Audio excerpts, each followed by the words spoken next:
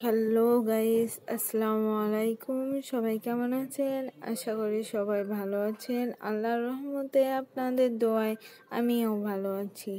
চলুন ভিডিওটি শুরু করা যাক। তার আগে কে কোথা থেকে আমার ভিডিওটি দেখছেন অবশ্যই কমেন্ট বক্সে জানাবেন। So let's go. এই দেখুন একটি চিঠিখাম, সুন্দর একটি চিঠিখাম আমি নিজে হাতে বানিয়েছি। কেমন হয়েছে?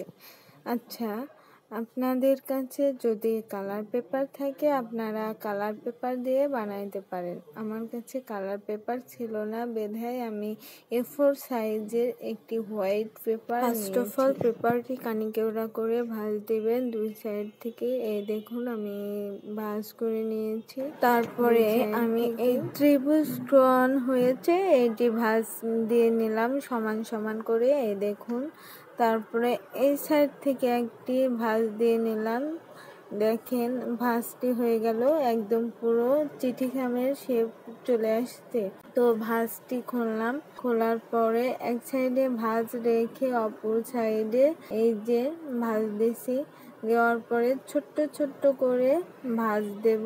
ভাঁজ দেওয়ার শেষে এই যে দেখতেই পাচ্ছেন আমরা ভাঁজ দিচ্ছি ছোট ছোট করে। এইভাবে ছোট ছোট করে ভাঁজ দিয়ে আমি ভাঁজ দিচ্ছি। ভাঁজ দেওয়া হয়ে গেছে। দেখুন ভাঁজ দেওয়ার পরে এমন লুক এসেছে। লুক আসার পরে আমরা এখন মেন ভাঁজ দিলাম। এই দেখুন এই ভাঁজটা দেবার পরে মাঝখান দিয়ে একটি ভাঁজ দেব। এই যে ভাঁজ দেওয়া শেষ। এই যে দেখুন একবারে খামের শেপ চলে আসছে। আবার ত্রিভুজ আকৃতি কোণটি ভাঁজ দেব। এই যে দেখুন, তারপরে ভাঁজটি দিয়ে নিলাম।